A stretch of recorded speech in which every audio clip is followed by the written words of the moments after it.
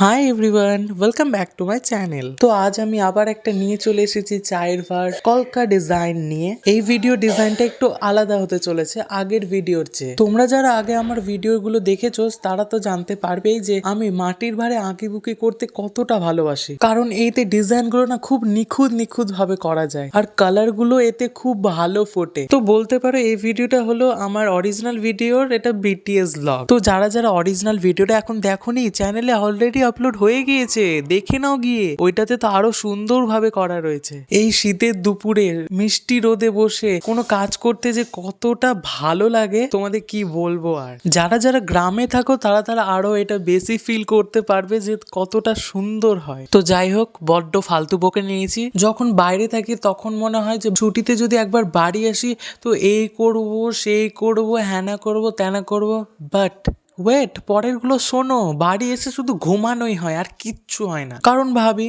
ওইখানে তো এমনিও পড়ি আর বাড়ি এসে আর কিচ্ছু মন করতে চায় না। মনে হয় একটু দুদিন ঘুমিয়ে নি, তারপর পরে ওখানে গিয়ে এমনিও পড়তেই হবে, কাজ আছে, তো তাই ঘুমিয়েই নি বেশি করে। এই ল্যাদ খেতে খেতে আর কিছুই করা হয় না। জম্মের ল্যাদখোর গাইস, জম্মের ল্যাদখোর। আর একটা কথা বলে দিই তোমাদের, এটা আমি একদিন স্টার্ট করেছি আর তার পরের দিন গিয়ে আমি শেষ করেছি।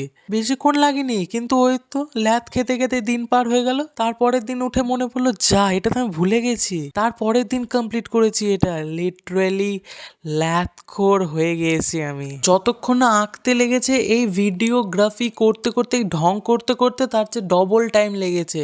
একবার এইখানে করছি, একবার সেইখানে করছি, মনের মতো তো হচ্ছিলই না। কারণ এর আগেরটা যখন করেছিলাম আমাদের বাড়িতে একটা বিশাল ফুলের গাছ ছিল, ওইটাতে একটা বিশাল ভালো মানে ব্যাকগ্রাউন্ড পেয়ে গেছিলাম। বাট এবার ব্যাকগ্রাউন্ডেরই অভাব, কোনো জায়গায় ফুল পাচ্ছি না। শীত পড়ে গেছে তাও ফুল হচ্ছে না, কি অবস্থা। ব্যাকগ্রাউন্ডের অভাবের জন্যই আরো টাইম লেগে গেছে। লাস্টে একটা মায়ের এত গাল খাওয়ার পর একটা গোলাপ ফুল তুলে লাস্ট পর্যন্ত এদিক ওদিক ঢং করে ভিডিওটা করা হয়েছে। ভিডিওটা করার পর লিটারালি মা আমাকে মেরেছে যে আমি গাছ থেকে কেন গোলাপ ফুলটা তুলেছি। তো যাই হোক, আমি তো আমার কাজটা করলাম। এবার তোমাদের পছন্দ হয়েছে কিনা আমাকে কমেন্ট করে জানাও। আর ভিডিওটি ভালো লাগলে অবশ্যই লাইক করে দিও আর চ্যানেলটিকে সাবস্ক্রাইব করতে একেবারেই ভুলবে না। আর তোমরাও চেষ্টা করতে পারো এই কলকাটি আমার দেখে। তো আজকে যাই, সবাই ভালো থেকো, দেখা হচ্ছে নেক্সট মিনি ব্লগে।